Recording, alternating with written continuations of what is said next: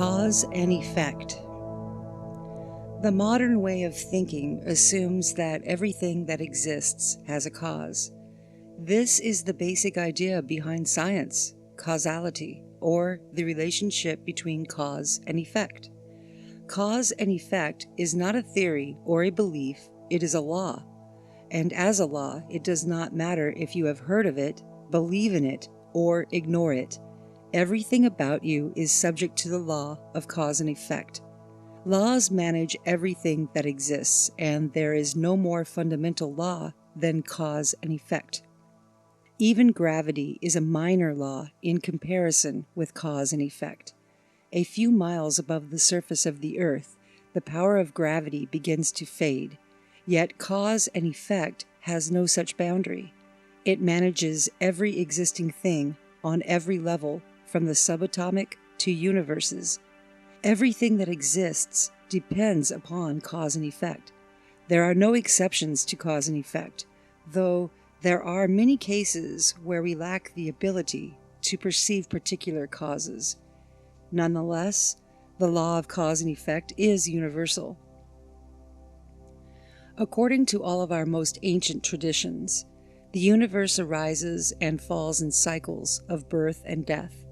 Just as we have days and nights and seasons, all existing objects pass through cycles.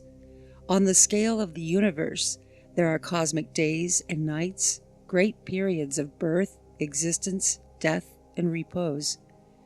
Throughout the birth and death of worlds, suns, and cosmic systems, cause and effect is the law that balances everything. In other words, existence happens because of cause and effect. Without this law of cause and effect, existence would not be possible. Yet, the law of cause and effect is not fixed or rigid like some kind of predetermined story, fate, or destiny, because such a law can only be set in motion when the conditions allow. A simple example is in the striking of a match to create a flame. Without conducive conditions, the match will not light, such as underwater or if there is no oxygen. Likewise, on every level of existence, the conditions must be right for this law to be rendered active. In traditions like Buddhism and Hinduism, which have studied this subject in great depth, the law of cause and effect is known as karma. The actual meaning of karma is poorly understood in the West, where people commonly associate it with some kind of debt to the universe or God. The real meaning of the Sanskrit term karma is cause and effect, or action and consequence. Karma is derived from the root word karman, which means an act. Every act is a cause for specific results. Thus, karma is just this, action and its consequences. Understanding this, we can naturally see that actions that produce beneficial consequences are just as karmic as actions that produce harm. Nowadays, many people respond to this topic by leaping to its implications for the creation of the universe, or how it applies to natural catastrophes and other unique but interesting situations. While such subjects may be very compelling for debate or discussion, as they are currently beyond our ability to truly confirm or disprove, they are merely theoretical, and a merely theoretical or scholarly point of view is not very useful in our daily lives. Having an opinion or theory about the origin of mankind or the beginning of existence does not do much at all to help us with the problems that are afflicting us right now. Therefore, let us first understand karma personally in our own life, as this kind of knowledge can render great changes that we can experience for ourselves. Through action, we create results. Everything that we are now is a result of actions already taken. To be that which we aspire to be, we have to know what actions we need to take in order to produce the results we want. Moreover, we need to establish the conditions within which those actions, those causes, can bear fruit. The human being has an infinite potential, yet to develop it, one must know how. Nothing in the universe arises by chance or by a predetermined fate. Everything arises due to causes and conditions. To become a fully developed human being, we must perform the actions that engender such results. To do that, we have to understand exactly how karma works and how to master it. The first step, then, is to reflect on our own experiences with the four fundamentals of cause and effect. 1. The certainty of cause and effect. Much, if not all, suffering occurs because of ignorance about cause and effect. By ignorance, we do not mean a lack of book study or intellectual understanding, but to a lack of real knowledge. Real knowledge is cognizant knowledge. One only has to be burned one time to acquire genuine knowledge of the power of fire or heat. From then on, that knowledge cannot be ignored. Even if one has a strong desire whose fulfillment requires being burned, such as retrieving a cherished object from a raging fire, it is unlikely that one will be willing to be burned, and certainly one would not take such pain for something unimportant. Unfortunately, we lack this kind of knowledge regarding almost everything in life. We may believe it is wrong to lie, and though we have experienced the pain of being lied to, we continue to lie to others and to ourselves because of ignorance, a lack of real knowledge, cognizant knowledge of the consequences of lying. A drunkard knows that alcohol is bad for him, but he continues to drink because he lacks cognizance, real knowledge of the consequences of his drinking. Even having lost everything important to him in life, his family, career, social standing, he will continue to drink because his desire is greater than his knowledge. In other words, he has not yet realized the inevitable relationship between action and consequence. He has no cognizance of karma. For every action, there is a result. No matter how small or insignificant an action may seem, it will have consequences, even if we are unaware of them. By actions, we mean not only what we say or do with our bodies, but also what we think and what we feel. Our internal actions can impact our external environment. The way we think and feel can be sensed by others and can change their attitude toward us. How many people have not been hired for a job because the employer could sense the negative thoughts or feelings of the applicant? Even a well-qualified person will be rejected if they give off a bad atmosphere. An astute employer can sense a thief, a liar, or a person who cannot be trusted. There is no physical evidence for these impressions, but they are perceptible because of our psychological environment. The state of our psychology can be sensed by others. Thus, what we think and feel has consequences. How many good women have sensed this terrible secret lust of an otherwise decent man, thus he remains alone? He may never show his lust externally, and only indulge in it in his mind, yet others can sense it. What we think and feel, though it is inside of us, has an external impact that we generally ignore. Thus, our actions, whether internal or external, have effects. Reflect on your own actions every day. Reflect on any action you intend to pursue. Be sure you have weighed the impact of every act, for once performed, it cannot be erased. In every area of life, it is essential to recognize the certainty of cause and effect. Even if we do not immediately see the consequences of an action, the consequences will inevitably arrive as soon as the conditions are conducive, unless a more powerful action overpowers their emergence. We will talk more about this later. Additionally, though we are not always able to perceive the relationship between cause and effect, it does not mean the relationship does not exist. However, it often happens that we do not have the ability to see it, but we do not want to much of the time. We are unwilling to see the truth. We prefer to maintain our illusions. 2. Effects are greater than the cause. Although most people think that an action produces an equal consequence, that is not true. A tiny seed grows into a plant many times larger, which produces more seeds and more plants. Thus, the original action, the seed, produces truly awesome results. Likewise, our actions develop consequences that are greater than the action. A very simple example is to imagine throwing a stone into a pond. Most people think of cause and effect as merely being the relationship between the throw and the splash of water. Yet, when analyzed, there is much more occurring.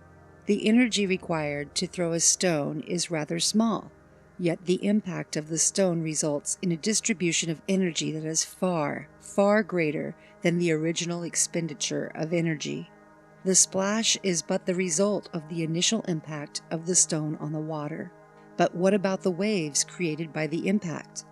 On a still pond, the waves can extend for a very long distance, disturbing the entire pond, not just on the surface, but also toward the bottom, as well as any fish, plants, or other organisms who might be terrified or disturbed.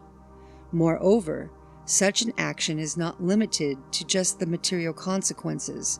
The sound also travels a long distance and creates an impact in a wide area.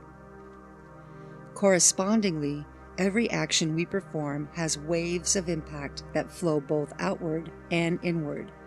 Every action we perform also affects us inside, psychologically. Numerous psychological problems inside of us are caused by the cumulative results of negative actions we performed externally. Yet, because we have never learned to pay attention to our actions and their effects, we are deeply ignorant of the full power of our actions. The consequences are always greater than the action. This is true for negative actions and positive ones. If we plant the seeds of nourishing fruit, we can feed many people for generations. Yet, if we plant the seeds of selfishness, anger, or lust, we can originate harm on a scale that we can scarcely imagine. How much greater the effects are than the originating action depends upon the conditions surrounding the action. A word spoken in solitude does not have much effect, but the same word spoken at just the right moment, in the right place, can change the world. In every case, the power of an action is determined by the conditions that surround it. Thus, it is necessary to not only contemplate well the type of action we want to perform, but the precise conditions needed to facilitate it. For instance, many people attempt to educate their children by relentlessly stating the same instructions over and over, yet the child continues to ignore the advice. To truly influence a child in the right way, those words could be spoken one time if one knows the precise moment to do so. 3. You cannot receive the consequence without committing its corresponding action. Actions produce corresponding consequences. It is obvious that on the physical level, in order to be nourished, you must eat. To live, you must breathe. To be clean, you must bathe. Similarly, to have spiritual insight, you must see for yourself. No one can do it for you. Everything in nature works according to laws. Our spiritual development is subject to laws also. Many people are deeply hypnotized by the desire to get something for nothing. Everyone wants to win the lottery or strike it rich without having to work for wealth. This is a foolish fantasy that originates enormous suffering. The fact is that nothing is for free, and everyone receives exactly what they deserve according to the causes they originated in the past. Galatians chapter 6, verse 7 states, "Be not deceived, God is not mocked. For whatsoever a man soweth, that shall he also reap." In other words, whatever we have in life, we have earned. Whatever we do not have, we have not earned. If we want happiness, we have to produce the causes for happiness. If we want freedom, we have to produce the causes for freedom. That is, we originate our own future through our present actions. Thus, it is wise to consider the consequences of each action we perform. What will be created by our anger? Certainly, anger cannot create peace, understanding, or contentment. Anger can only create anger, pain, and resentment. Angry people spread their anger to everyone else in their environment and receive much more anger in return. Imagine an angry bus driver. The angry bus driver treats all the passengers poorly. Thus, everyone responds to the driver with irritation, anger, sarcasm, all of which naturally makes the bus driver more angry. A cycle is put into motion, and it feeds itself daily, getting stronger. A person who lives like this has a life filled with bitterness and complaints, always directed at others, blaming the system or management, but it all originated from themselves. Many people live their entire lives this way, whether with perpetuated anger, envy, lust, or other harmful qualities. Thus, such a person can never have what they want, respect, peace, contentment, because they had never acted in a way that resulted in those consequences. You know it is true if you smile at others, they smile back. This is karma in motion. Yet, mere knowing it is true is not the same as living it. We know many truths, but do not have cognizance of them. Cognizance is proven by our actions. If you want certain conditions in your life, you have to perform the actions that will create them. Suffering cannot be overcome through creating more suffering, yet that is what we attempt. Suffering can only be overcome by stopping the actions that create it. 4. Once an action is performed, the consequence cannot be erased. Many people like to believe that they can take back mistaken acts or have them forgiven, but it is an undeniable law that whatever is done and cannot be painted over. A hurtful word will change a relationship forever. Similarly, a moment of sincere generosity can change a life forever. A child who encounters pornography will be forever changed. The images of lust will change the psychology of that child. A child who experiences violence will never be the same. No matter how peaceful and fruitful the rest of that child's life, the experience of violence can never be erased from the psyche. Similarly, everything we do is permanent. The depth and influence of every action depends on many factors, but no action can ever be erased. Nature has a type of memory that is eternal. So do we, but we ignore it.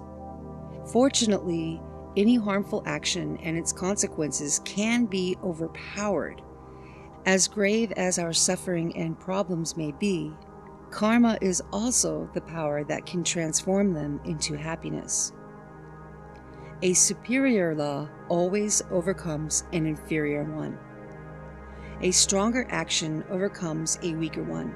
This is the key to genuine happiness.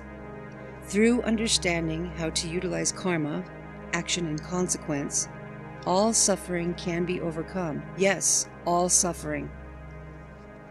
Every enlightened being, no matter what name we use for them, reached that state by means of this fact. Any circumstance, which is a result of previous actions, can be changed by performing superior actions.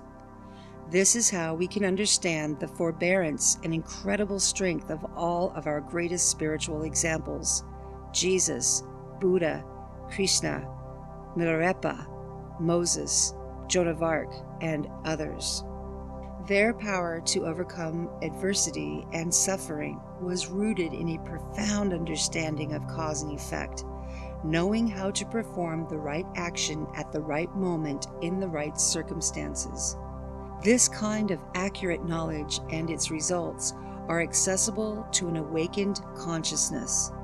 By learning how to use our consciousness, we learn how to direct energy toward the circumstances we need.